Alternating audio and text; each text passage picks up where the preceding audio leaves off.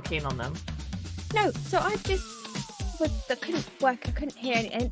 Did you think it was like someone's phone or something? Yeah, everyone was looking at each other like, "Do you hear that? Do you hear that?" Type of like eye contact. Like, what the hell's happening? And then we saw like a tail. I mean, this other woman just kind of like looked at each other like, no. And then this cat just started like walking up and down the gangway, like rolling up against the pole. No. Like, and we're just like, what the fuck? Like, it had no collar, no cage, no leash. No one was actively coming to look for this cat. Like, it was just on its own on the train. And I was thinking to myself, so this cat's clearly just got on the train. Yeah, just by accident.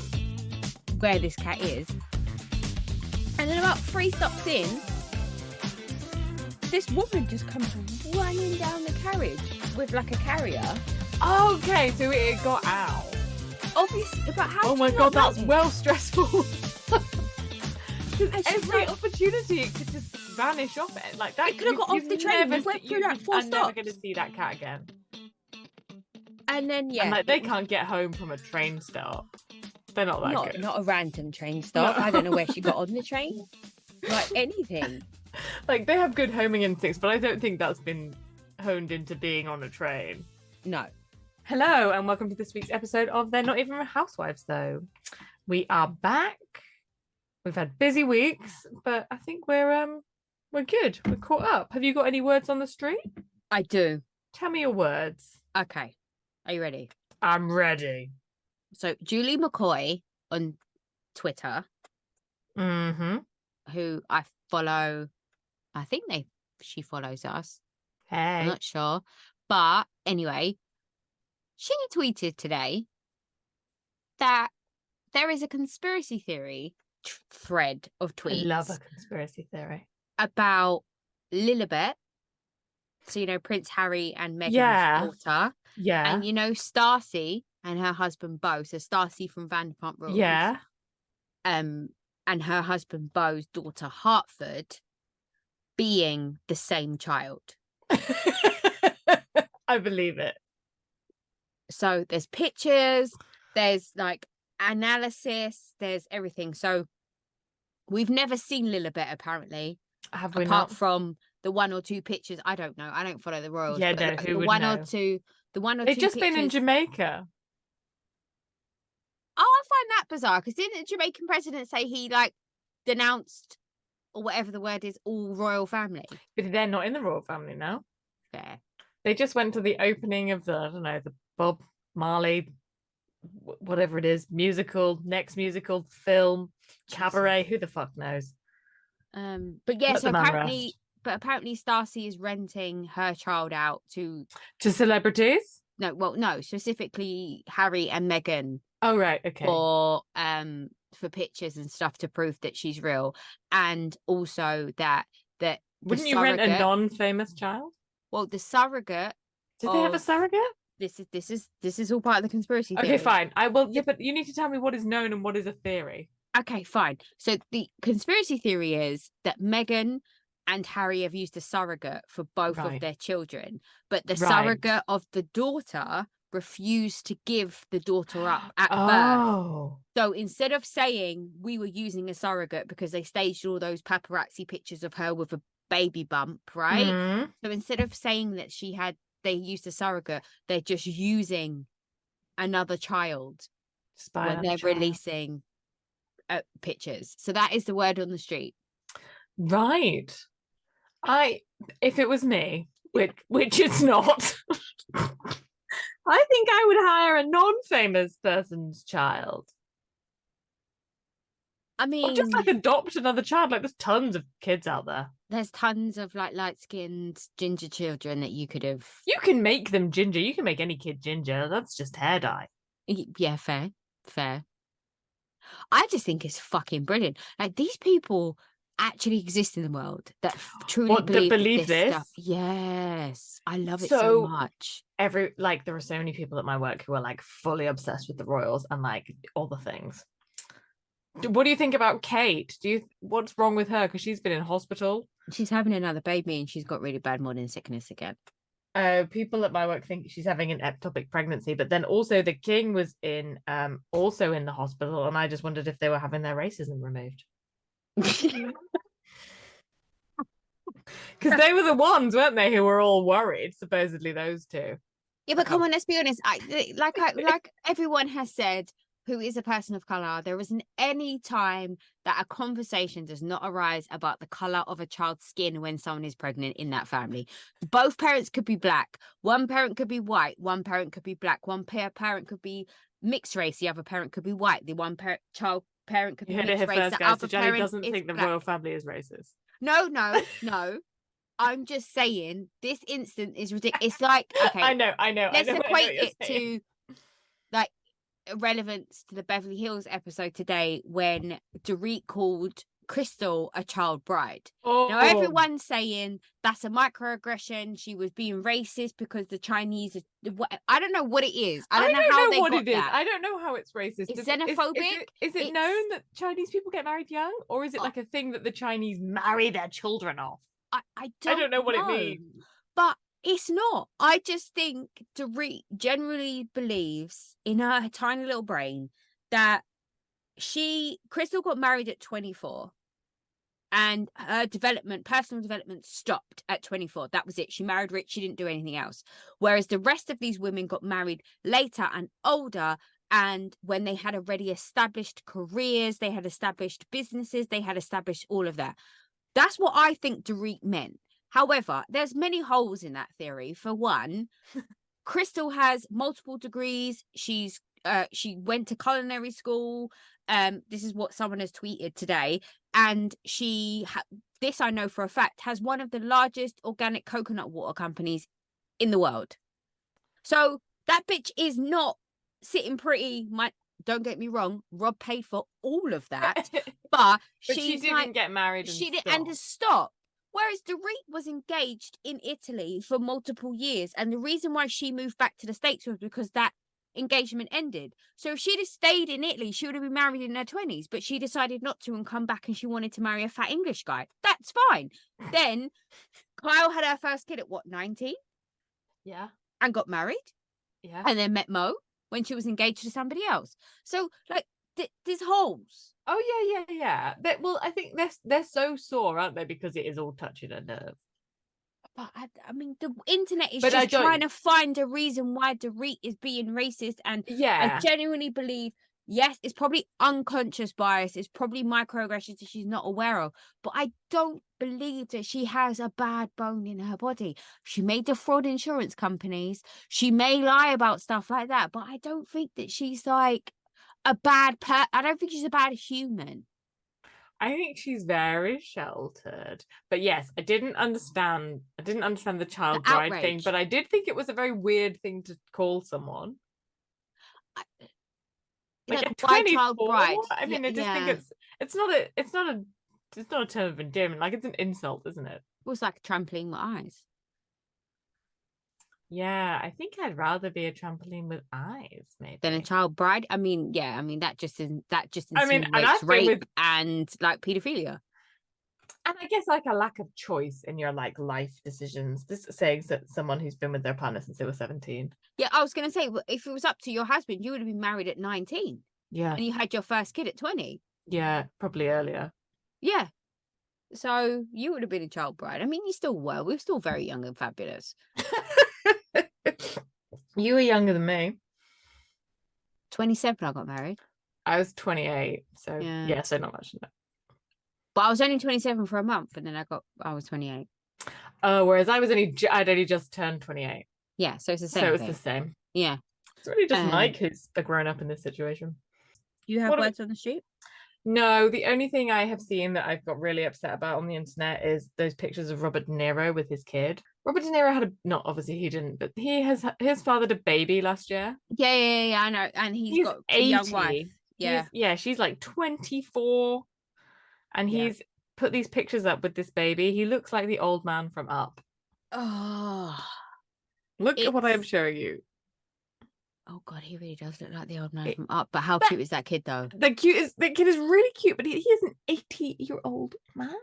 Who's having sex with that? Who's fucking nappy here? No, who's having sex with that? Let's just talk about the facts.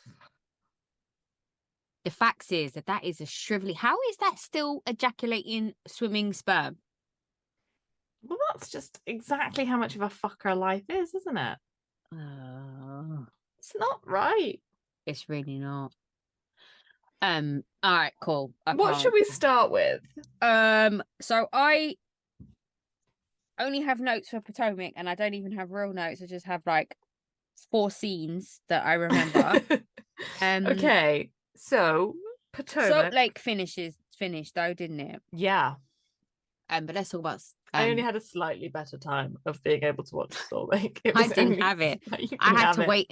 I had to wait until I got home at like 7 o'clock to watch it. It was shocking. It was awful. Anyway, let's talk about Potomac. It starts with Karen and Raven getting tattoos. Did Heather tell you the gem that she? No. So Irish Heather, long legs Heather, whatever we're calling her. The long legs. Hey Heather. She sent me a message and said, why did Karen and Raven get the Google logo tattooed on their legs? And then after I died laughing at that, about half an hour later, she sent me the Georgia Asda symbol. It's the G from Georgia Asda. Now, for all of our non-England or UK-based friends, Asda is the same company that's owned by Walmart in America. It's a supermarket. It's a supermarket. They have the clothing section. However, it's marketed a bit different. Like the clothes are a bit more upmarket, but the clothes department is called George, and they have the same G that Karen had tattooed on her body. And when I say I screamed, I howled. It was a whole moment. And when did Raven grow up and get them titties? She's like a whole different person. I know we shouldn't talk about the people, them children, but she's a grown ass. She's not a child. No, she is. She's blossomed into some breasts. Oh, they are breastises. Yeah, they are. Fucking kudos, hats off. You look fantastic. I would. Like, I'm just saying. I mean, I want to live her life. It sounds great. She has a great life. I thought she had a serious job in like finance or legal or something. No, she's moved into fashion. Why not? Why not? The grand dame. Yeah, exactly. Mm-hmm. So she's living a great life. Then we see Candace talking to her mom about the invites for the fragrance mother's lunch. Yeah, and she's got the invites from Paris, which we then don't see. No, but did she get them from Paris, or did they just say they're in a Parisian style? She said they came from Paris, but like, why? Fucking why? That's just insane. It's just paper. Yeah, I don't understand that. Yeah, I thought that was really, really ridiculous. And she's talking about who she's going to invite, and she is going to invite Robin, but then like if they've had a sit down, which then Robin doesn't come, and she says she's going to invite Ashley. And I think I like the way she says that while she is a raggedy ass bitch, she is a good mother. Yeah, I thought that was a nice. But Candace isn't the type of person. I mean, she goes off for the most ridiculous reasons, and she's self-entitled, and I'm going to say it. She's a black Karen. All right, I said it. And I stand by it. But I think at the same time, like she can separate the shade and the drama from the individual. But you know, like the people who can separate the art from the artist. Like she's able to do that. I think she thinks they're completely separate things, aren't they? Yeah.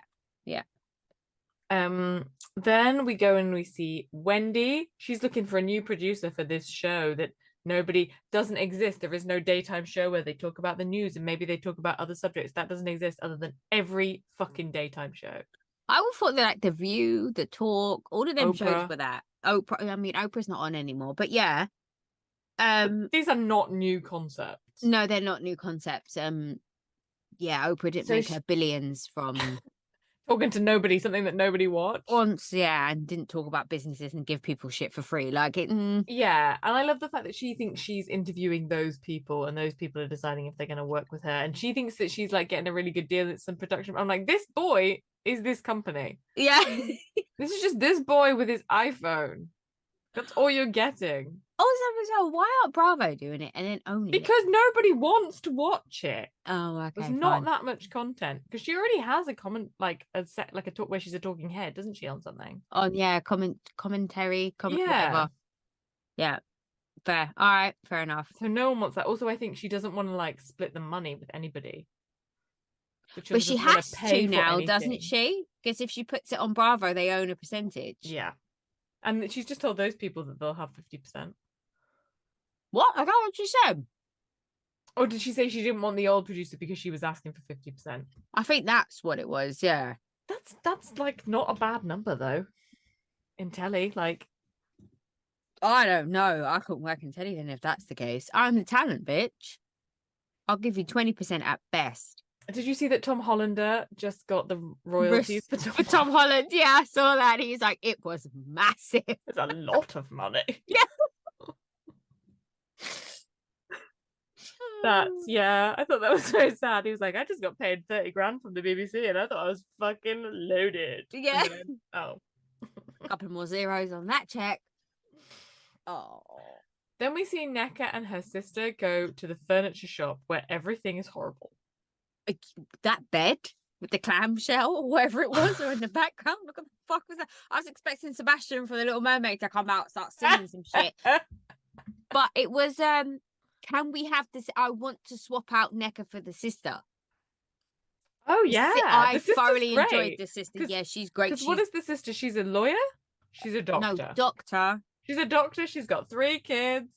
She's living a good life. Yeah. She had the twins at 23 and then the next one at 24. I was like, yeah, look, sign her up, man. Absolutely. While she was a resident in medical school. Yes. She doesn't need to sleep, that woman.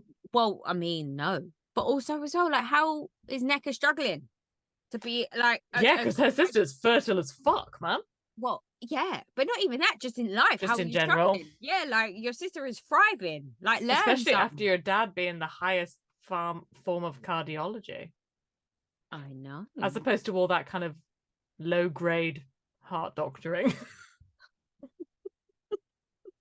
I was like, it's okay. People are already impressed if you're a heart doctor. Like, you don't have to be the best heart doctor in the entire world. Like, I'd take an absolutely bang average one, thanks. Then we see Karen and Giselle taking the girls for lunch. How whatever it is. Was that? It was adorable. I love them. They're so, but they are the reason why we watch Housewives. Yep. That is it. Like, when people ask, what is it? Why do people watch Housewives? It's the friendships. I know the drama's fun. I understand that everyone enjoys seeing them fight and the set. I know you're upset with the lack of luxury this season, but like in general, watching like a lifestyle that you would never have. But it's the friendships. It's like the real, genuine friendships, even if they're acting for the camera in the moment. You can't act those bits though. Those bits where like those girls have known each other and they are uplifting each other. Lovely. Absolutely. And I love Robin being like, well, Raven being like, I'm keeping the glasses on. It's part of my look. And the mum's like explaining it. I was like, oh, it's so cute. And Raven was like, I think she had some really genuinely excellent advice. Yeah. And she said, like, you don't have to have all the tools straight away. Yes. Like, you just have like the foundation, and this is how you build those tools. Absolutely. Like, yeah, absolutely. Sign her fucking up. Yeah, I'm here for it. Here for it. I really enjoyed it. Yeah, and it was completely contrasted with Robin's family going to get like stretched. I don't agree with this stretching shit. I have this weird thing about chiropractors that I think they fuck you up. I just feel like you should be left alone. You shouldn't be adjusted, popped, snapped, scraped, readjusted. I just feel like a massage and like a a posture situation will fix all of your issues. Like, why are you readjusting an 11-year-old's body when he hasn't finished growing yet? Like, what can have gone wrong with that you need that? I fucked my hip up though. I need to go and see the physio. Okay, but that's different. Physio is different. Yeah, I think so, but that's what I think. Like, why don't the physios get together and like eliminate the chiropractors? Because what are they doing? They're making a lot of money off dumb rich people, and they're not doctors, are they? Like, you can just. I think you can just get. No, I don't think so. Oh, I think you can just be a chiropractor by like saying you are one. No, I don't know. That's probably slander. People are gonna be upset. Yeah, well, let them come at me. Go relax. Go get an adjustment. Robin's just like, I'm absolutely fine not talking to Candice. We don't need to have a conversation. I'm like, well, yes, this is a really healthy communication style, which has done you really well in the past. But this is the other thing as well that really freaks me out. Oh, freaks me out. That's not the word. That pisses me off.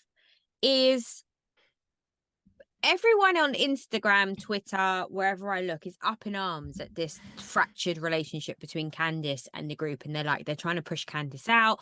There's no way Potomac can recover. I can't watch Potomac when they're not all friends and it's painful to watch and blah, blah, blah, blah, blah. And I was like, have they all forgotten the decades of not decades, the decade and some of seasons of Housewives previously where there has been these instances like Kenya, first 2 seasons, no one liked her. Her and Phaedra came to blows over Apollo. Her and Portia fell out. Like, it was a thing. Like, Kenya fell out with everybody. She was on the outs. They absolutely annihilated her in reunions. Called her a whore, called her a slut. Portia physically assaulted her. She had it coming, but she still physically assaulted her. All that happened. Then you had Bethany in the season before she left the first time and the season at the end before she left the second time. No one wanted to film with her. Yeah, no one was friends with her. Everyone was it, but that carried on as fine. Nene, same thing, Atlanta. Who else has that happened to? I could go on. There's multiple housewives. So I can't be dealing with these Bravo fans that have short fucking memories. Like, I'm sorry. Being a little oversensitive, I think, aren't they? Just fucking get over it. This is what happens. They'll recast in 2 seasons and it will be fine. They'll remove the problem, if there even is one, or the housewives will fix it. Like, why are we having these conversations? Let the people do their work. Fuck's sake. Like, we haven't been invested for nearly 20 years in Bravo and this has never happened before. The fuck? Tell the newcomers. Tell them. I'm upset. I can tell. These fucking 17-year-olds telling me I've been watching this since I was a child. Well, then you should fucking You're still a child. Calm down. Okay, what do you think about... What's Ashley's mum called? Is it Sheila? Sheila. I knew it wasn't Shirley. Put some motherfucking respect on that bitch's name. Sheila. What do you think about Sheila not eating asparagus because it makes your coochie smell?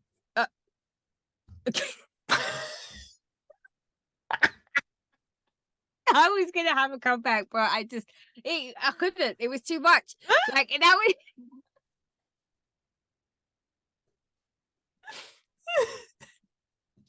Any normal mum would say, I don't like the way my urine smells after I've eaten asparagus. But Sheila, who will put a man who eats coochie above her daughter and her grandchildren and paying rent, I mean, I understand it. But I love Sheila. Like, me and Sheila would be girlfriends. Like, we would legit be friends. But having her as a mum is just a bit, I don't know. It's rough. But she is also the parent who still walks around naked in front of her 20-something-year-old son. We found that nugget out last season. Yeah, that doesn't bother me so much. Not when they're 20. I'm getting to the point now where I feel like I have to stop. Oh, really? No, I think I come from a naked family. Yeah. I feel like there's a certain age where it's... No, if you're inside, you're not going to get sunburned. Be naked.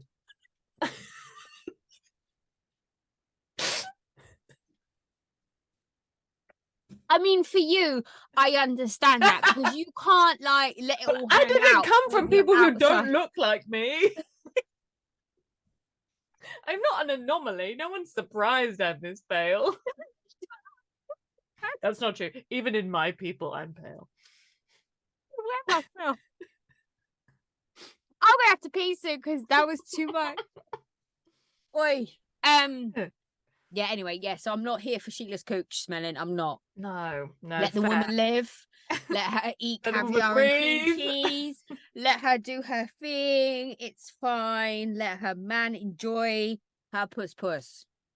Her MEP. So we go to the Mother's Day lunch. Uh-huh. I meant to look up that place. Like, I was intrigued by what that place was. It's very cute, wasn't it? It was nice, but it is a perfume shop, right? Oh, I thought it was a hotel. Or as a hotel. Like I wanted to know the combination of the business. Yeah. But this is luxury. This is what we've been missing. Yeah, I'd love to go to a fucking lunch where you get your own perfume made for you. And Karen's outfit was amazing. With all the tulle, I loved it. I'm not a fan of tulle normally, but that killed it. It had that kind of like, it was like matte. It had enough Killing Eve about it for us to all get on board. Yes. Yeah, she looked great. And I didn't like Mia's bangs. What was happening there? No. That was very straight. Yeah. And why does Charisse always try and put her gigantic boobs inside a small outfit? She really suffers from like worrying that she is bigger than some of those women, and so wearing something that is too tight, whereas just if you went up a size you would look slimmer because it would fit. No one cares about no one can see your dress size. No one can see anything because of the giant boobs. But what's comfortable to you. you. But also it will look better. You could be readjusting a size 12 dress all night, or you could just put on a size 14 and keep it moving. Completely. I loved it when she was like, I'm fabulous. I can't help it if people don't like me. Well, excellent. You do you. But she doesn't know people. So she saw Jacqueline and like immediately Jacqueline went in. Yeah, and Jacqueline then told Nneka all these things about Mia. Yeah. Is that right? Yeah. See, now, whereas I believe Nneka is lying about all the other stuff, but I truly believe she's telling the truth in this instance. On the flip side, Anne-Marie's lying about everything except for what she said about Crystal. So all these newbies are coming There's a grain of truth in everything. Do you think like she just like randomly? I'm sure Nneka like was like, tell me. No, I think Charisse said, I need the tea. Yeah, that's it. And then Nneka was next to Charisse. And did not leave. And didn't leave, and was while the conversation was happening. So whereas Nneka's making it sound like Jacqueline ran up to her in the toilet while she was mid-flow and was like, while I wipe my pussy, do you want to hear all the tea about? Like, I don't think that's how it went down. However, I do truly believe that Charisse instigated. Charisse is an instigator. Yeah, she's gonna stir. What else she got to do? She's probably upset from the sliding eyelash comment that Mia made last season, so she's paying her back. And yet Charisse has nothing but logic to say to Ashley, like, sign the fucking divorce papers, man. Mm-hmm. If you're divorcing someone, you want to get away from them, and she's like, oh no, I like the money. But you'll still get money from him because it's called alimony. I don't know. Yeah, but it's less money. Yeah. Get a job. I know it's a weird concept, but get a job. Yeah. Absolutely. She's the only kink in her chain. She's like an actual housewife. This is not working for us. No. Get out. Yeah. You don't belong here. And then Karen just, starts advertising her perfume. Yeah, she does. And then she says that they can't all go to Surrey County because of the insurance. Yeah, something like that.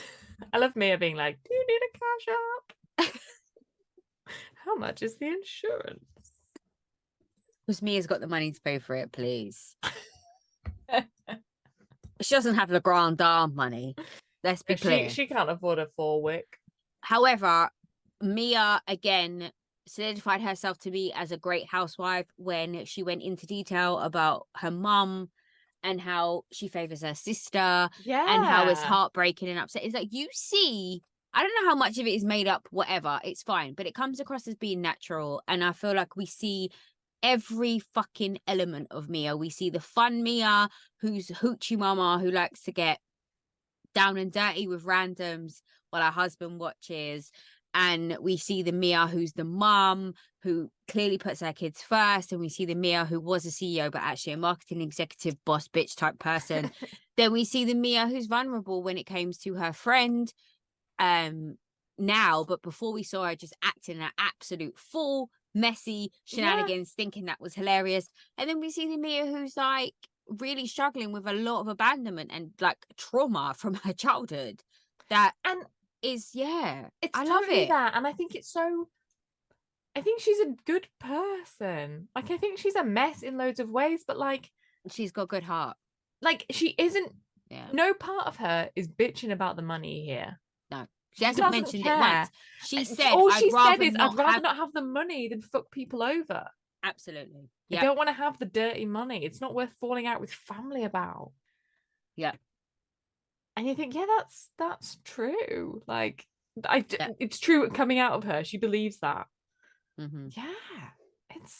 I love Mia so much. I'm really, really like investing in her more. Yeah. Absolutely. I mean, it's taken you a couple of seasons, but we're here now. So we're here now. I've been Team Mia from day one. I think I always thought she was like fun, but I wasn't really sure like if she was bringing all the other things. But now I think depth? She is. Is there enough? Are there enough facets to her? Shall we talk Salt Lake? Salt Lake, end of the reunion. Can't remember any happened. Of it. So it starts off with Andy saying to Meredith, like, "What is wrong? You were giving me looks," and she's like, "Me? It's fine. I'm not upset with you." He's like, "I get it in New Jersey, but never from you. Are you giving me the stink eye? Is it you're gonna quit? Is that it now? You're done?" Yeah. And then everyone starts doing impressions of each other. Okay. I wasn't looking at the screen when Monica was doing Lisa Barlow. And then I looked up and it was Monica. And I was like, wait, what? So I had to like rewind it.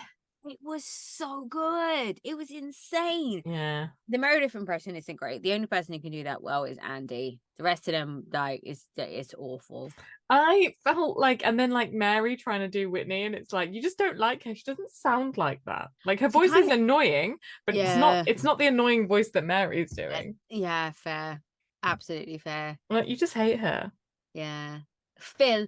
I don't want to feel like it's Phil. There is ease in that. Like, why are we doing this? I think it's great that like Whitney is on her villain baby voice journey, but like for her boundaries and her growth and her blah blah blah, maybe she shouldn't be on a reality TV show. I just am like, because everything is like for me and my trauma, and I just think, I'm like, oh, so this is the platform for you.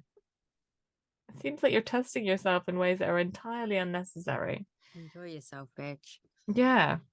And then when did she bring out the burn book? No, that's later. Oh, okay. So first we have like Mary talking about how she didn't mean to be mean to Heather. She didn't mean to body shame her. Oh, with the size 14 Gucci corset. Mm-hmm. Yep. She also can't say corset. No, corset? Corset. Yeah. Strange. Yeah. And then like everyone like goes to the toilet like simultaneously and leaves Monica there. And I thought there was going to be more. I thought there was going to be like a plot. A moment. Or like, I thought there was going to be a moment between her and Andy. I thought he was going to say something to her like, you should start trying to do this or whatever. And it was just kind of her sitting there awkwardly, probably while he scrolled through his phone. Yeah, he's like, I'm not talking to you. No. But she stepped down, right? She's taking a pause from the show. So yes, that is what they're saying. And yet I have seen so many people online being like, they only say Monica Garcia is leaving. What about all the other Monicas? Oh, fair. All right, Monica Fowler's coming back for season 5. Well, no, Andy confirmed it anyway on Watch What Happens Live. He said Variety have posted that Monica is taking a pause on the show. He never said fired. He never said she wasn't coming back. She's on pause. Okay. And Heather said, great, blah, blah, blah. But I also think this is another situation where it gets me angry and irate, where why are cast able to dictate who is on the show? Well, are they though? I think this is like this idea that they won't film with people. That only works until someone doesn't get paid. Yeah. Like they're not gonna strike over it. No, but and Andy knows that. Yeah, It's absolutely. like, if you would like me to send a film crew, you'll be where the fucking film crew is. Yeah. I just don't like it. I don't like the ultimatums. I don't like Yeah, the thing. no, I don't like it. And I truly believe production knew. The entire, regardless of what Andy says and regardless of whatever, like Monica is saying, sitting there saying, I don't believe Monica was lying when she said that I told production on their first visit to my house that I was running the reality Vonti's account. I truly believe that they knew that. Whether or not they investigated what the account was, they just heard I was running an Instagram account that was trying to take down Jen Sharp. But that's all they heard. And they knew she was like Jen adjacent, didn't they? All of this stuff. So it's not like it was all big news. That's why she got the exactly. Show. Yeah. So I don't it's believe, like a reveal, is it? Yeah, she's taken a pause from the show because she's chosen to take a pause from the show. I don't think it's got anything to do with Bravo, nothing to do with production, and nothing to do with the cast. I don't think cast should be able to make ultimatums. I think it's ridiculous. I think you're being paid to be on the show. You're being paid for my enjoyment. And if genuinely you didn't think Monica brought anything to the show and you could survive for season 5, you'd have released the shit that went down in Bermuda on the last night and not let us wait for it until the final of all finals of all Housewives history. Like, you would have said something because you didn't want to give Monica that power, but you knew what she was bringing. So fuck you. Like, I'm not here for it. No, I'm done. I'm upset. So, okay, where are you coming down on? Because I think everybody's a baddie in this. Oh, 1000% everyone. I think the only person who didn't know what the fuck was going on was Angie K. Poor Angie. Poor Angie. Poor Angie. She didn't have any. I mean, she was like, it's my business. I've been working for 30 years. I only got a lien whenever it was COVID and I had to close my salons and I had to pay my bills. Bitch, I believe everything that woman says. Oh, yeah, absolutely. She speaks calmly, with authority, with logic. It makes sense. She's like, maybe grounded isn't the right word, but she's like weighted. She actually works for a living and earns a real fucking job and has a real fucking family who holds her down. But even if she doesn't, and if she doesn't work, it's because they have those businesses and they're like entirely scalable businesses. Like it's completely plausible. But she comes from a bloodline as well that's going to tell you to sit the fuck down. You're acting a fucking fool. Whereas Lisa Barlow doesn't have that. And if you whinging because you want something, go fucking work. Exactly. Listen. Being European or Greek in Europe. Yeah. Okay. Being European. Yeah, very much so. It's in fact was the center. Yeah. It's the original capital of Europe. I realized as I said it. But you know what I mean? Like having that kind of that work ethic and that kind of thing, I think has a lot to do with her being Greek. Not saying Americans don't have a work ethic, they absolutely do. Well, I think it's that immigrant thing to the US as well. I'm sure there's tons of trying to say. Greek people asleep on the beach in Greece, not working hard. But to go to America and make it, you're gonna have to have slogged your fucking guts out. Absolutely. Yeah.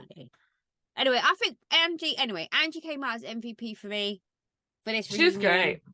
She was great. The bit that really pissed me off with Monica was when Monica was really biting at Angie and she you can just tell she was on that kind of mad rampage of she genuinely believes that they all look down on people like her. Yeah. And she thinks it's more complicated than just being rich. And I'm like, it's no more complicated than it's only about being rich. Yeah, 1000%. And you're upset because you feel exactly the same way. You're just upset because you're not rich. Yeah, there's no moral high ground. There's no anything apart from that. And the low brown. Yeah, I was like, you're showing yourself to be such a fucking fool. And also, so this is where my brain went in this. I was like she's Greek, she's Mediterranean, and then Monica is Latina. I'm like, is this she's not though, is she? Why? Because she's Portuguese and Colombian. That doesn't make her Latina. What, so her mum is Portuguese? I thought her mum was from Bermuda. No, her mum's Portuguese, and her mum's family moved to Bermuda because they did a Windrush, but from Portugal to Bermuda. Okay. To help build. Bermuda. Okay, so her mum's family is Portuguese, and her dad is what, from Colombia? Colombian, yeah. So that doesn't make her Latina, does it? I think Colombia does. All right, yeah, fair. I'll give you that. Either way, is she any more or less not? Is she any more or less brown than Angie? I don't know. I'm like, these are shades of things. I suppose there isn't like there's like targeted racism against like Latinx people in America, whereas maybe there's probably not against Greek people because there's not that many Greek people. I just thought, I was like, this is a reach. This is misdirected. It was an interesting. And it just showed that she isn't like them, though, doesn't it? Yeah. I know that's horrible, but it was like, but no, you showed yourself as being hungry for the wealth, which is what they have. But they also have vernacular and vocabulary to support themselves in certain situations. Like, I don't think you can't put Monica in any room. You could put Angie in any room, and Angie's gonna survive. You put Monica in any room, and she's gonna sink 90% of the time. Yeah, but it is to do with money as well, isn't it? Because I sort of think to have money, you could even put like Alexia in more rooms than Monica. Well, that's because Alexia just plays the dumb blonde. But she at least knows how to like sit down and be quiet for dinner, and she knows like the things which knife and fork to use, not to talk with her mouth full of food, not to shout when the artist is doing whatever he's doing. Yeah. I can't say that, can I? And then the burn book comes out, though. Okay, everyone is really upset with the burn book. So everyone who I've interacted with online has been like, the burn book would have been funny if it was just the end section where she was explaining all the stuff that Reality Vonti did. I even think one of the comedians on Watch What Happens Live this week said the same thing. But it's the fact that she's like, I really loved seeing the Mean Girls. I mean, you won't know this because you're a dickhead, but the Mean Girls quotes at the start of the book, word for word. Like, even Andy is like, what is the purpose of this? I know, but I felt some kind of, I don't know. I mean, it obviously says a lot about my personality and who I am as a person, but I felt this.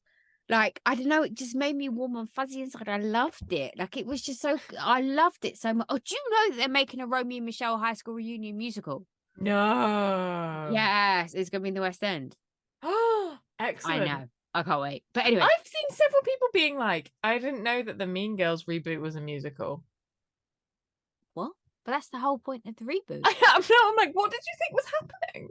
Because it's word for word. It's the exact same film. It's shot for shot. Yeah. It's just different people with songs. I was like, you can just watch the old one otherwise. Like, what are we doing? Oh, I'll go and see Romeo and Michelle's high school musical. That'll be great. Yeah. Remusical. I can't wait. That'll be fantastic. But anyway. Andy says, tell me how this is helpful. I'm like, no, there is no way this is helpful. It was him trying to get them to stop shouting at each other. Stop. For me, it was him going, I'm amazed that you're surprised that they are pissed off. And she was like, I am. It's like, how? Lisa Barlow as well. Just she's so fucking like, she really wound me up this episode. Like, really wound me up with her constant shouting and jibing and coming in, and she hasn't done her own makeup since 2019, and she's like, I'm gonna be buried with glam and dripping in diamonds. That's fine. It's like a good Mormon. It was 2019 the year you realized that your face was a fucking mess. I think she might have done something. Yeah. And also as well, so when everyone was locked down in their houses for 3 years, 4 years, whatever it was that we were in lockdown, she was having glam. Loads of the housewives were having glam in lockdown. I mean, these are all people who fucking drive drunk, isn't it? They're just twats. Yeah, fair.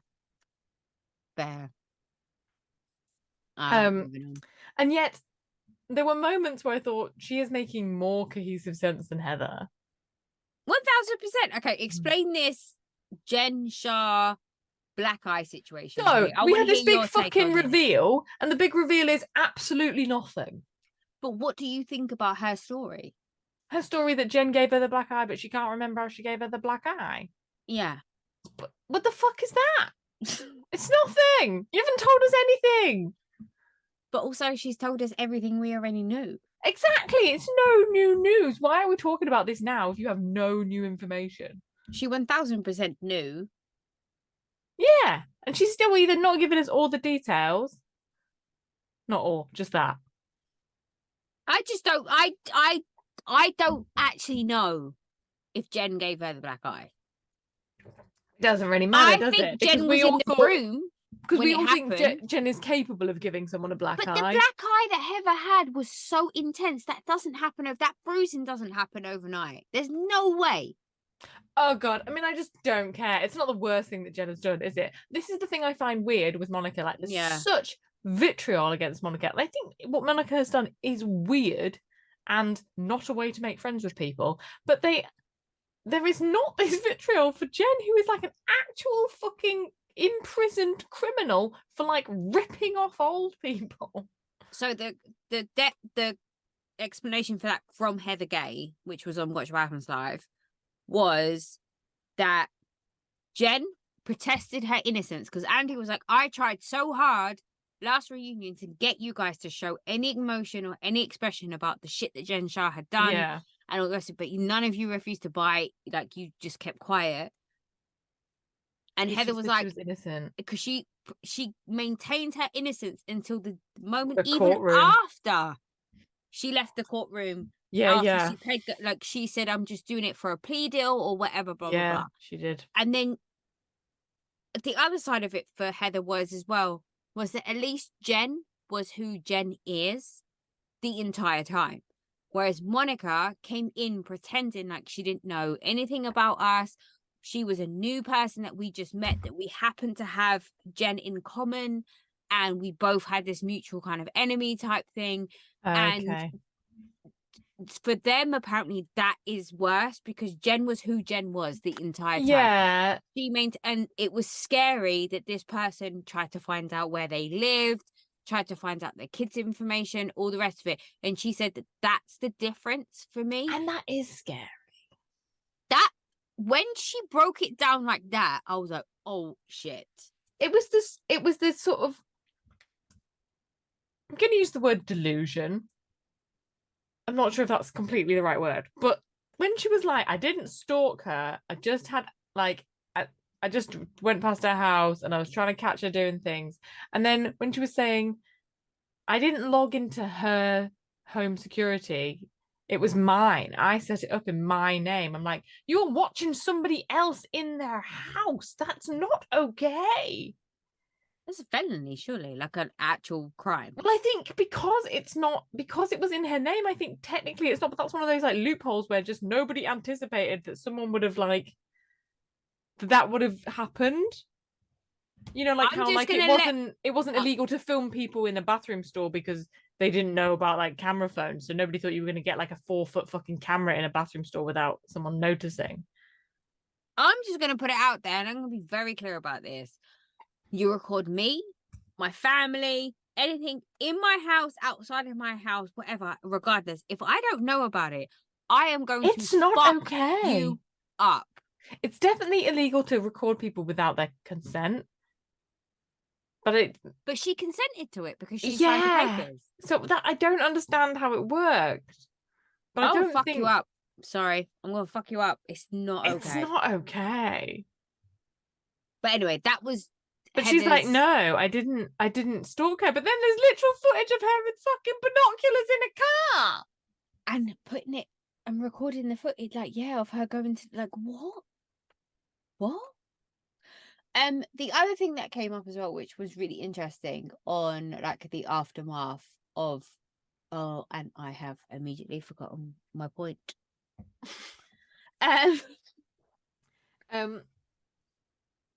I loved it when they were like, so who asked you to film her?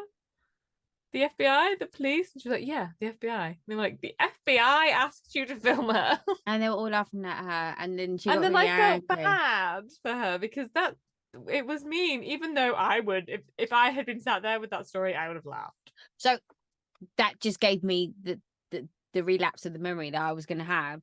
Well, the conversation I was going to have is the way that she came for people in the season.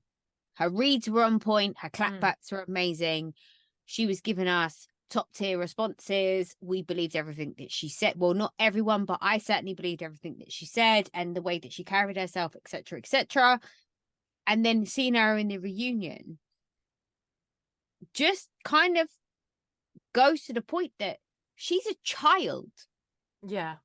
She's not matured past 12. No, she's a teenager.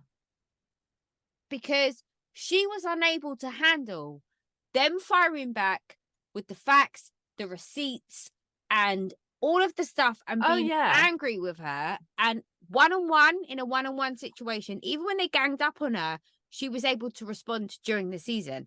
But when it's actually faced with stuff that she's done, that she potentially embarrassed and ashamed about now, she's unable to respond. Like, the only clapback she's had is that you're old, you hate people like me because I'm not rich. And like, there was no, like, her the gumption that she had during the season wasn't there. And like a lot of her like really good lines were like in testimonials when they were there. Like, it's when safe. They're not there. I've thought about it completely. And it's actually kind of sad. It is sad. And I think, like, I don't think she was given a great deck of cards to start with. Oh, absolutely not. Her mum is fucking nuts. And I think it would appear to have repeatedly made bad choices. And I don't think that she is disproving that pattern in this. No. But I think it's almost like a self-sabotage thing. Yeah, maybe. Like, you don't fuck your brother-in-law for 18 months without, on some level, being like, I'm trying to fuck my marriage up. Having an affair with your brother-in-law is not, like, objectively going to help. And I think she's not great at the long-term plan. No, but that's because she's 12. Yeah. That's not her fault. She's not. Yeah. Her brain isn't, established enough. And then she says, like, I'm not a horrible person. And it's like, well, I just think that's entirely one of those things that you don't have to say if you're not a horrible person. Yeah. But then weirdly, when Heather sort of says she's sorry, it's like the least believable thing I've ever seen. It's bullshit. She's sorry to her castmates, and she's sorry to Andy, and she's sorry to the opportunity, and blah, blah, blah. The whole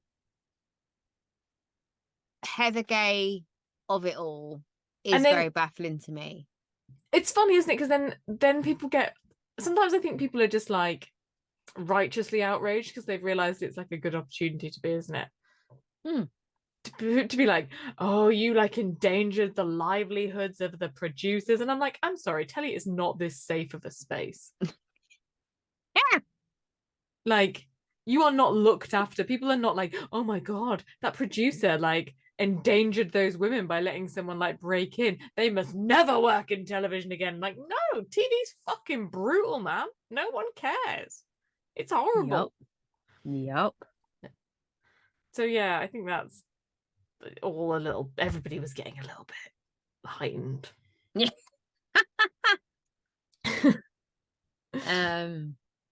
And then Andy like concludes, doesn't he, with like, so Jen made everybody do things that were like out of character, so should you give Monica some grace?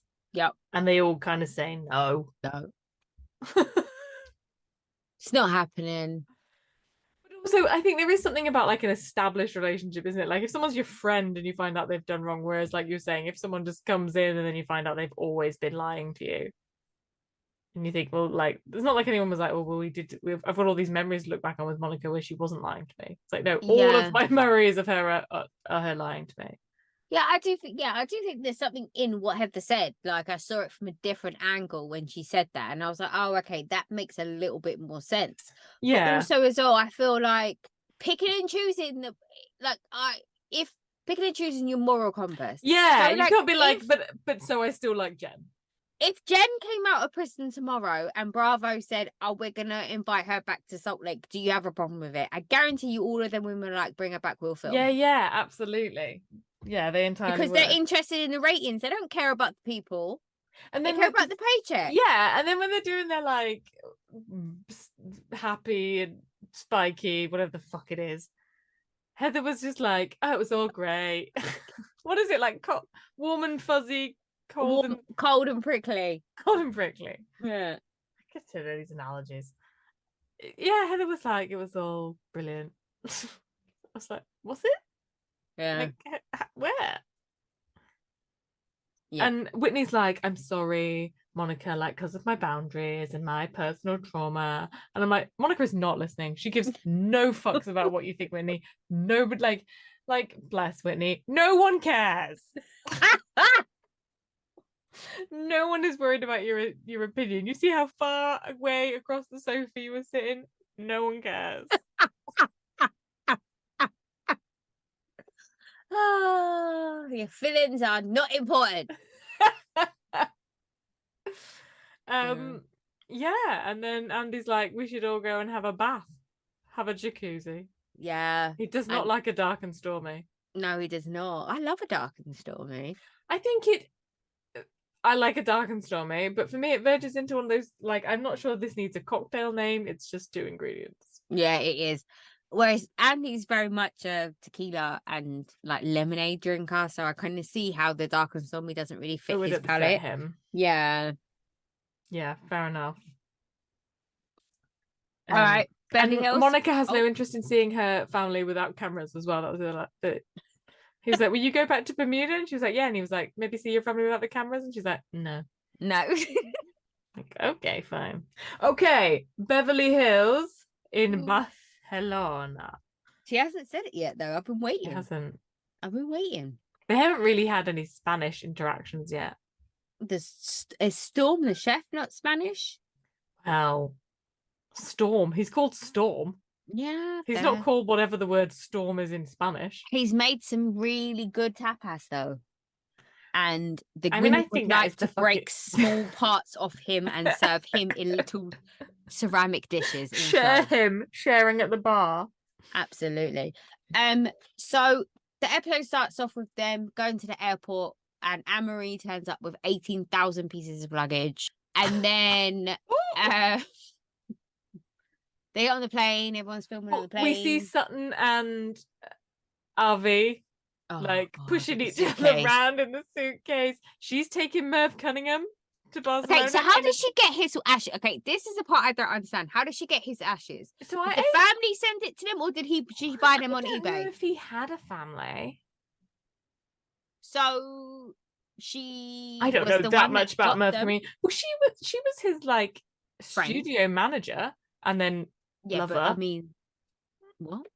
No, what does water your plants mean? Oh, I don't know. Without MEP. Was it MEP or MP?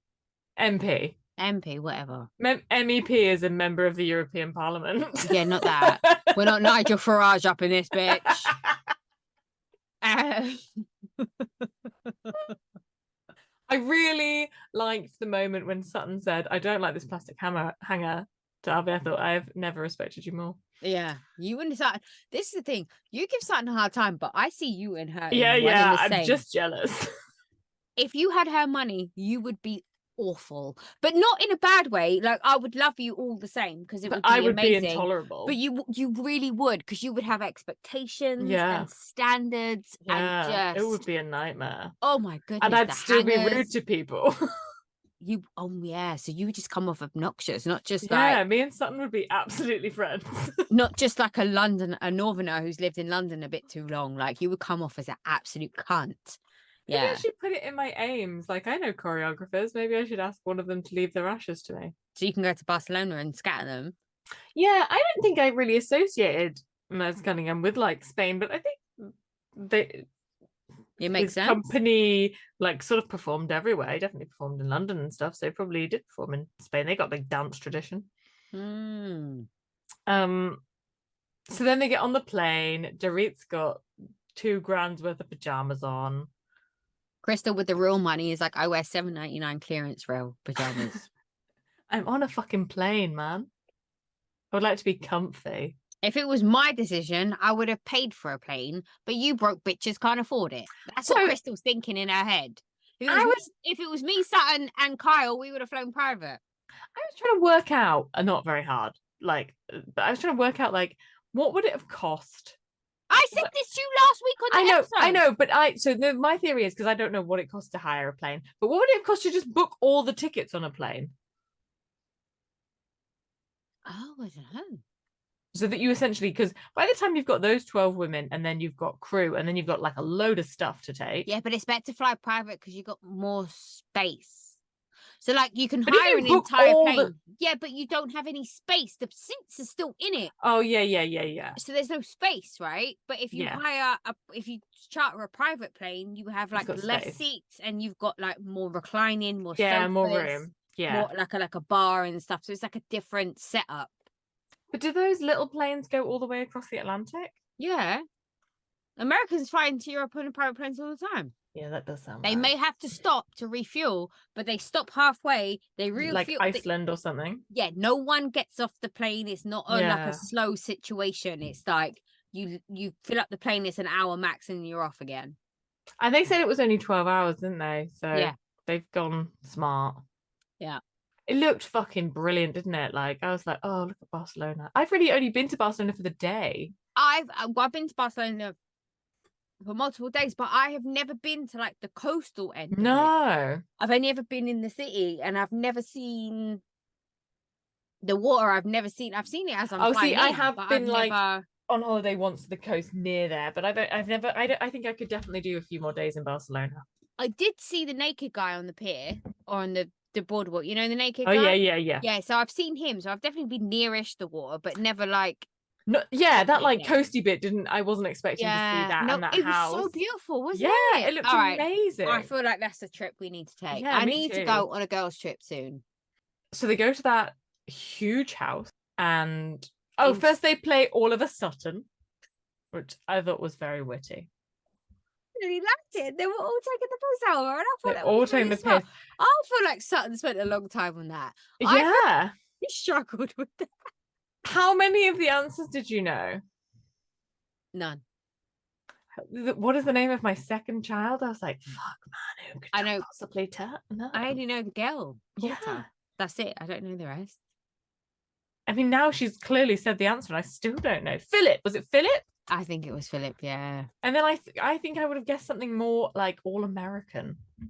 Well, Philip, Hudson.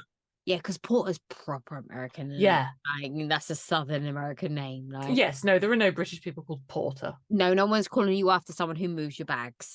Not in England. It's not happening. It's Sutton's daughter and Usher. These are the people who've got this category of names. Be my pet. Usher. Yeah. So then they go to the house, which is 700 years old, and Erica's like, Jesus time. Jesus time.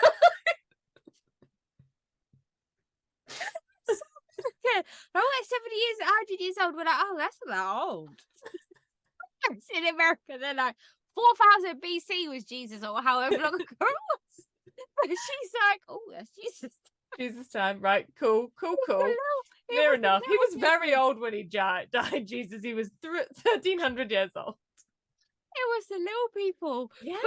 With all of the explanations got out when she's like, and then there was the casket and the person turned into the goat. The person turned into the goat. I was like, sorry, we should circle back to that, please. It was the way she was like, we're not allowed to look out the window because people are drumming. I'm like, that's not the same level of weirdness.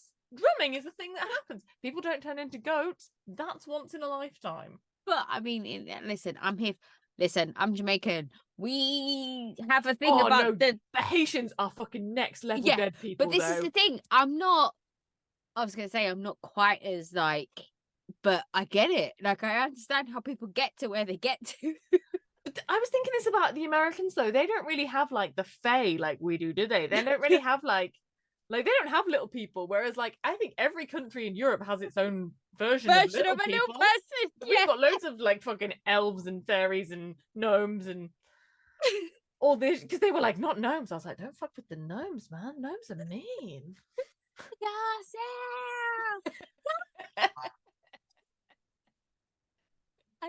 When she's running to Sutton's room and she's like, I don't want to look in the room with the crib. I wouldn't though. Would you? It was that room so with the crib was that like tiny little room. terrified. This little crib that all of a sudden starts rocking during the night and like lullabies come from it and shit. Nah, I'm not. No, I'm not about it.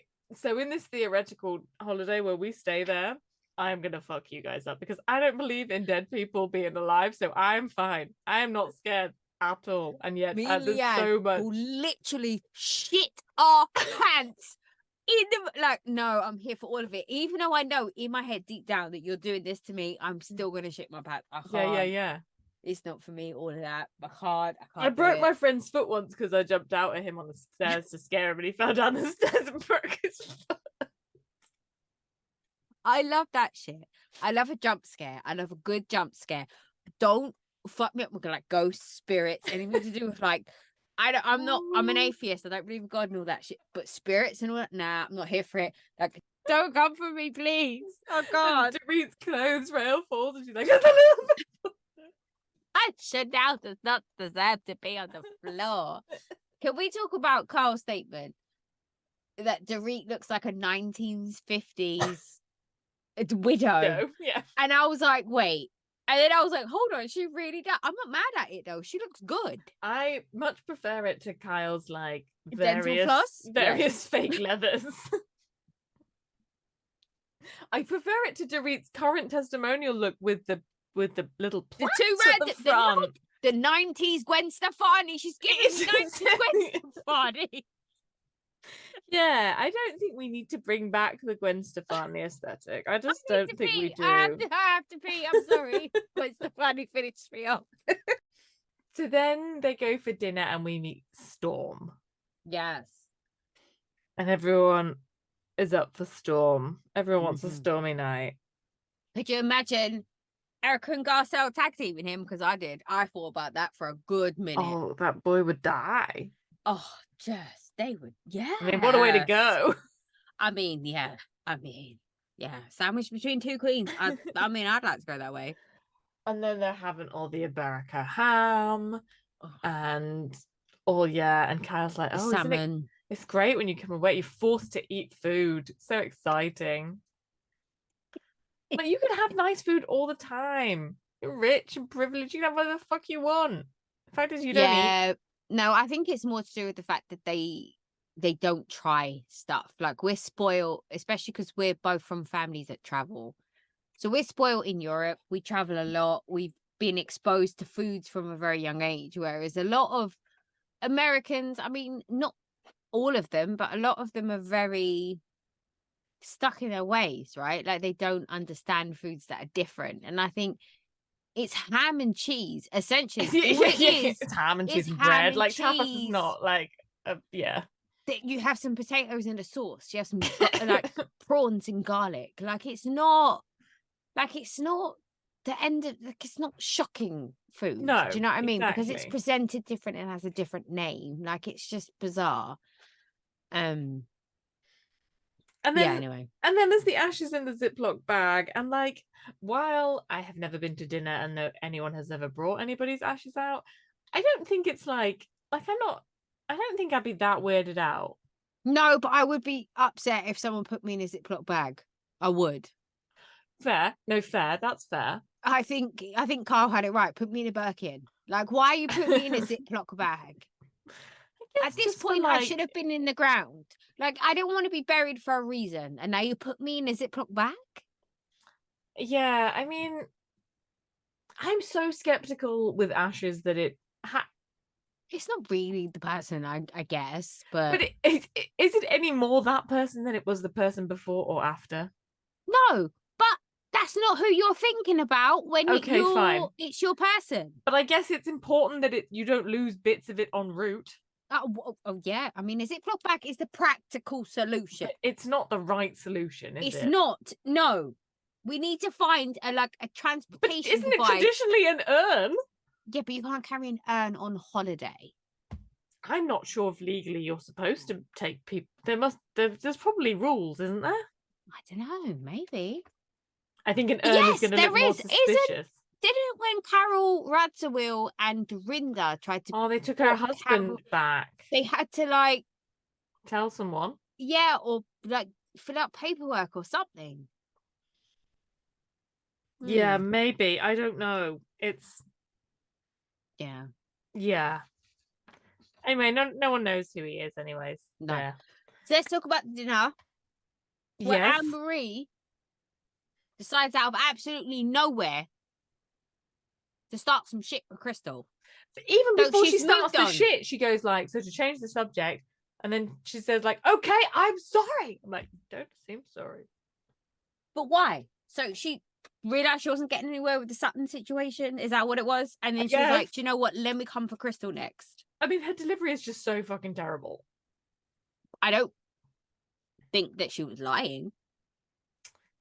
I just think that it's hard to trust and understand Anne-Marie when she has done nothing but come for the core group of housewives. She's a friend of at this, regardless if she's got a diamond or not. She's a friend of in this situation. So she says they are not intelligent, not educated, and shallow. Yeah. Well, I mean, they're not any of those things. Yeah, it's not that it's like wrong, is it? It's just that it's rude. They're all real upset about it. They're all like, I'm educated. I'm like, well, that's when the Dorit's child bride comes up, and it's like it's not really how it goes. Refer to the previous segment of our podcast where we discussed this. I'm not doing it again. But and production didn't really do Crystal any favors in going back to times where she has said this stuff. Very clearly said it. Why are they trying to come for Crystal? What's Crystal done? Well, I think she's just sort of slightly being caught in a lie, and like you say, not a bit. I don't think any of it's like inherently wrong. No, but I like fully believe that Crystal would say that, and I do think she sort of thinks she's like that whole thing when she was like, "Have I ever said I'm a socialite? Have I said I'm very sociable? Would other people call me a social?" Exactly. I was like, this is so unendearing. Oh, but why is Anne-Marie bringing it up? I don't understand what she thought she was going to get from that situation. Like, I'm so confused. I think she thinks that Crystal is the weak link and people don't like her. But she thought that about Sutton, and then they all rallied around Sutton, and now she's on her own. So now she's coming for Crystal. Yeah, she's changed track. She's gone like, let's try it with this one. Is it because Kyle has already told her about everyone's personalities, and she's trying to work out one by one the weakest links, trying to like secure her? I think she's not going to go against Kyle. She's not going to go up against Erica. Oh, man. She'll get to that stupid. I mean, I think she has probably already. She's not been shown because Dorit's taking a battering this season, so they're just not showing it. And then they go to a church. She says she's going to make her ass relevant. That was the best bit. Yeah. You know who her husband is, right? Crystal doesn't need people to make her relevant. Crystal is relevant just based on her husband's name alone. That bitch is relevant. I mean, we will all just watch her talk to her brother. That is fucking interesting in a way that I don't ever want to, like, personally know. Yeah. And Crystal can get herself in enough fucking trouble, can't she? Yeah, she doesn't need any help. Uh-huh. No. And then Anne-Marie's like, oh, I don't like confrontation. I'm like, well, fucking tell your fucking mouth. Oh, she's dad's has been confrontational.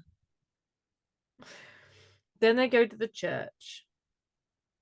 Oh no! So they're gonna go to the church, but in the morning, Erica's like, "So I found out that her earrings, by like Countess going against having the earrings taken off me and saying that they can't prove that they can't prove that the money was client money. I now get to keep my earrings, so that's a victory for me." And I'm like, but only because like the legal system is just like whoever throws the most money at it wins. But she didn't actually keep them though, did she? Didn't she get rid of them? Wasn't that the whole thing? I don't know. But the point, she's like, look, I'm vindicated. And then she's upset because people aren't like, wow, you're so vindicated. And I'm like, but because they proved they everybody's fucking point. Yeah, but because they proved they couldn't doesn't mean that they can't prove that they can. Just because they proved that they couldn't prove it was clients' money doesn't mean it wasn't clients' money. They just don't have the evidence now. Yeah. and it's just still in bad taste, isn't it? It doesn't matter. I fucking stand Erica, so whatever. Then they go up the hill, and Crystal gets all. That's how I would be. I can't. Since I had kids, I can't do those. I have to drive. I cannot do those car journeys. And my hands start to pop out like that as well. No one is at anyone's mercy. Like, Carl needs to calm the fuck down. I'm gonna call 911. Fucking don't. 911 works, an though. ambulance. No, but don't it does work. Call an ambulance because you've got fucking car sick. Like, And she's not gonna die. You're dehydrated. Have a fucking drink. Everyone in a Housewives history that's ever been sent to hospital is dehydrated. I don't know what you do. I don't know how you get to the point where you need to see a doctor because you're dehydrated. How does that happen? Well, how I guess are you if you drink so a load ill? of wine, you are going to be dehydrated. Oh shit. Okay. Yeah. Didn't think of that. Fair enough. Yeah. But also, when you feel queasy, all the blood rushes into your internal extremities. Organs, doesn't it? No, away from your extremities. When you're queasy, it all goes into the middle to try and protect your organs, because your organs are moving and they're going, something's wrong. So all your blood goes to your middle, which means it pulls away from your skin. So then you see your veins. All right. And that's the same when you're dehydrated, because it starts pooling all the liquid around your brain and stuff. that makes sense. Yeah, that makes sense. But yeah, don't ring 911 because you feel car sick. But also as well, American listeners understand that you can dial 911 in the UK and Europe, and it will still connect you to our emergency services. It's the same way we can dial 999 in America, and it will connect to 911. But please only do it when it's an actual fucking medical emergency. People are gonna die if you're just sending an ambulance up a fucking one-track mountain. Because you could just get back in the same sprinter van that took you up there. Because it hasn't got anywhere else to be. It's been hide for the entire fucking day. You just sit outside and have a drink of water. Just calm down. Yeah, bitch. And then that's it, That's it. Miami. Not much happened in Miami, actually. We can fly through this pretty quick. They go to Mexico City. So they go to see Guadalupe. And I thought... That's at the end. Yeah, but you said to me that this was a saint, but isn't Guadalupe Mary? Isn't Guadalupe one of the places that Mary appears? I thought she was a saint. Bitch, no. I don't know. Okay? No, I'm not a good Catholic. All right? It's the Virgin Mary. And it's one of the places that she appeared to children is Guadalupe, I think. So Guadalupe is in Mexico City? I think so. That was my understanding what is of it. Like a province? What is it? A postcode? What are we looking at? I don't know. I think you're chatting shit. But we'll find out. My understanding from my Catholic schooling, because we had our houses at school and after places that the Virgin Mary appeared to children, and one of them was Guadalupe. Mine was all the female saints. Or all the saints. God, that's loads. No, it's just the saints, because I was J. I was a Joan of Arc. Why was Alexia and Frankie writing a letter to Guadalupe if it's not a place? She's gonna deliver it to the she's gonna deliver it. Is it like lighting a candle in church? Yeah. Okay, I'll give you that. I still don't think that's right though. I feel like it's a saint.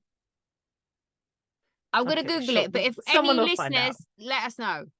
But I'm gonna Google it anyway. And if none of you know, what kind of good Catholics are you? Surely Heather Longleg knows. Rubbish. Yeah, Heather Longleg should know, bitch. But Frankie asked for money. Love that. He did. And I love the way Alexia was like, yeah, no, we probably shouldn't do that. Maybe health. Yeah. Which I didn't see coming. Because she has a Todd, it's the whole thing. Oh, the habit of a Todd, man. I'm just gonna say this now because I need to get this off my chest. I am so angry at Larsa. She's such a dick. I am Rochelle levels of anger. If no one knows what I'm talking about because you're new to the podcast, go back and listen to the Vanderpump Rules episodes from season 10 or whatever it was when the whole scandal kicked off. Is upset. And listen to how I was responding to Rochelle. That is the level of angry I am at Larsa. And I don't know how Larsa could ever redeem herself when it comes to me. I'm done. However, I saw a tweet when someone said to me, or someone said out into the world, and it spoke to me.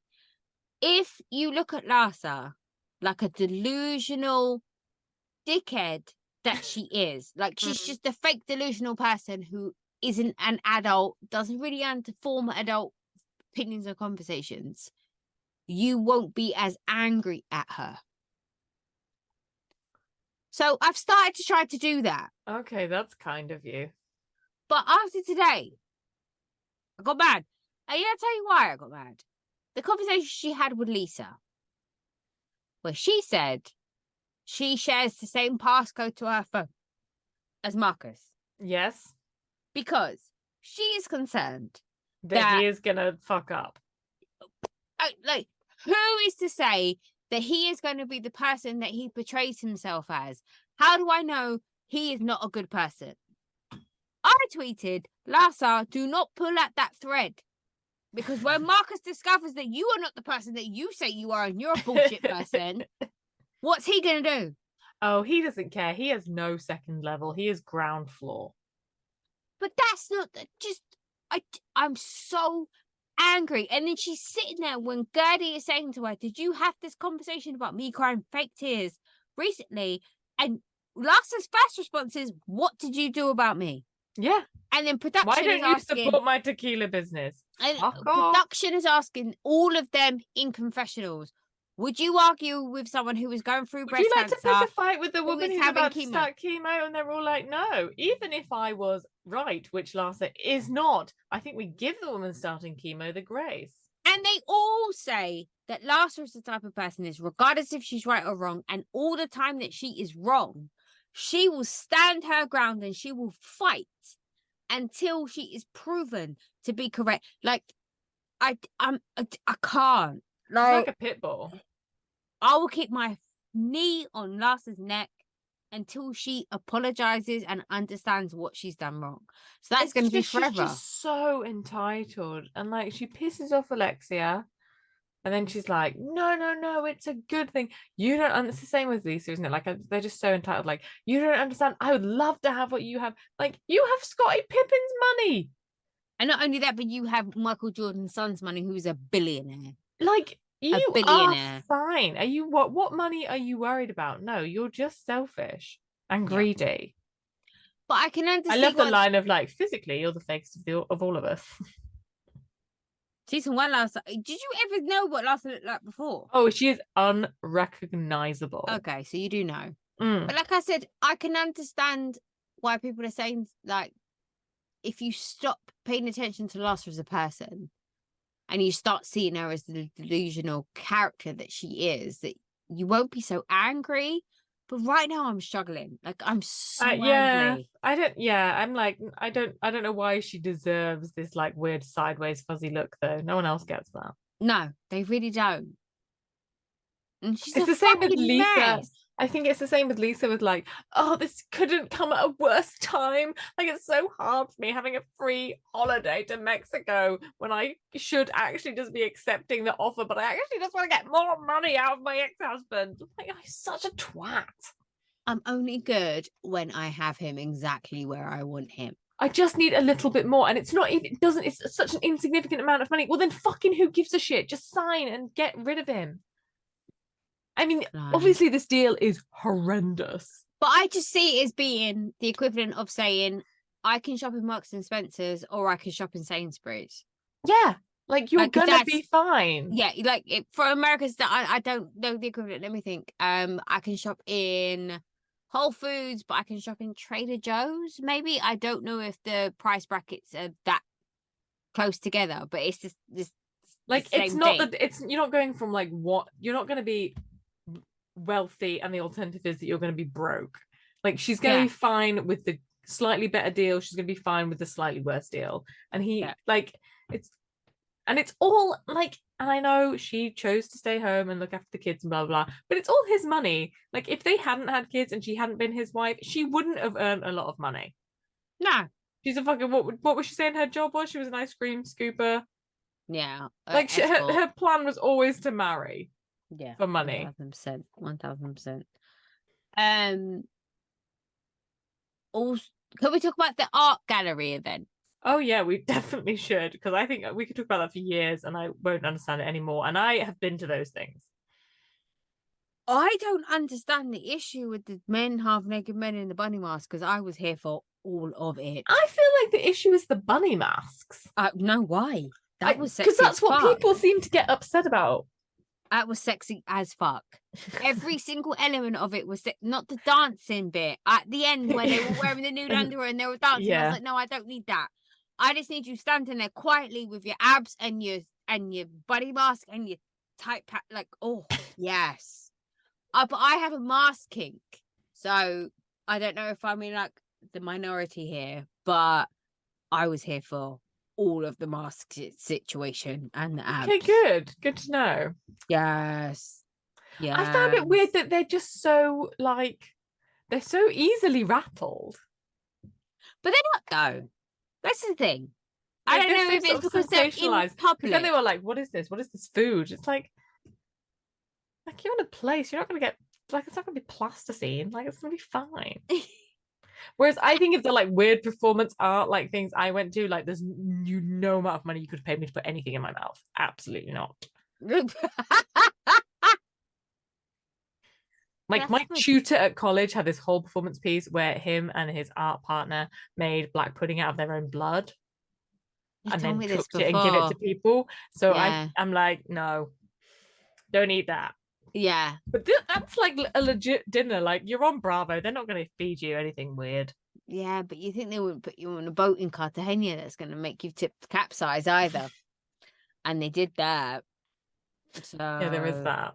Yeah. Yeah, I'm not sure if I really thought the art was that interesting. No, I didn't even see art. Was there even art in the place? I was so focused. There was that man in the dinner drawing and painting behind them, and he'd painted the piano. Didn't see any of it. I was all about the men in the hats, in the masks, and the abs. That's all I saw. Yeah, I don't think there are any art galleries that do that here. Like, I'm having flash forwards of him and Kiki having sex. Could you imagine? I just like that Kiki doesn't think that a man being gay is like necessarily a deal breaker. A roadblock. It's not a roadblock. She's plowing straight through. But I would, as if you're a straight woman, you'd fuck Kiki. Yeah. That's just maths, isn't it? Yeah, it's just maths. Exactly. You can't argue with that logic. In that white dress for Adriana's rehearsal. No, that pink dress with the like professional pleating. Oh my word. Holy shit. Yeah, there's not one. As she says, who doesn't want? Yeah, she's like beyond these like human labels. Yeah, she's a different breed of I love it when she was like, I don't have a Todd. I don't have a Lenny. Just rubbing a vibrator on her face. Like, I had to pay for this. The dildo triangle. Loved it. Loved every second of that. Because you knew it was going to be a topic after they found the dildo in the fact, like, she's fucking smart, Kiki. Why is she only a friend of? I think she doesn't want to be tied down. Or is she the new Marlo? Maybe. Where she's trying to be full-time and then they don't want to give her full-time and then they give her full-time and then she flops. I really hope that doesn't happen. Who can tell? Flops like Adriana's gonna flop onto the fucking crowd at Pride. I'm nervous. I think she'll put it out the bag. I think she'll be all right. I think that lead dancer needs to like get those boys in shape and then it might be fine. I don't think Adriana's a problem. I think it's her backup dancers. I think it's that those boys had heard that they were the backup dancers 6 minutes before she arrived. It's like, you don't even seem confident in counting to 8. Just the basic requirement for dancers. Oh, yeah.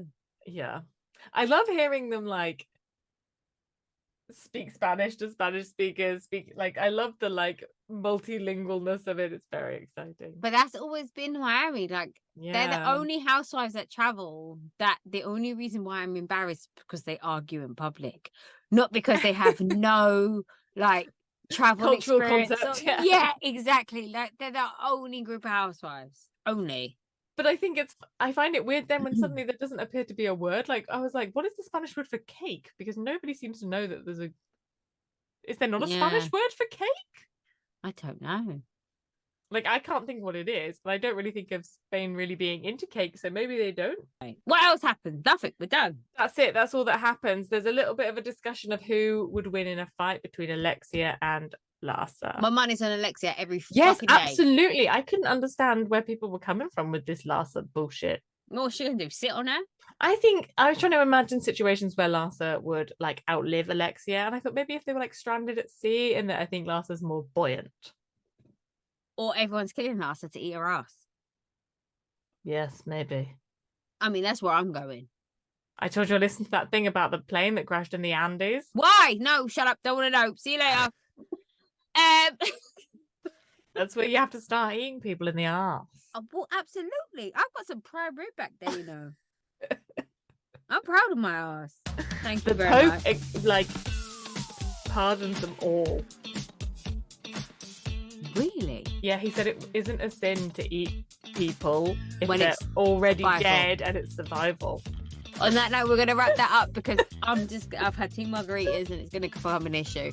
So, good night. Thanks There's for a song like that in there. Don't forget to rate, comment, subscribe, send us notes, tell us how awful we are, how amazing we are. We've said some stuff that you agree with, you don't agree with. Let us know everything. But yeah. Talk soon. Bye. Bye.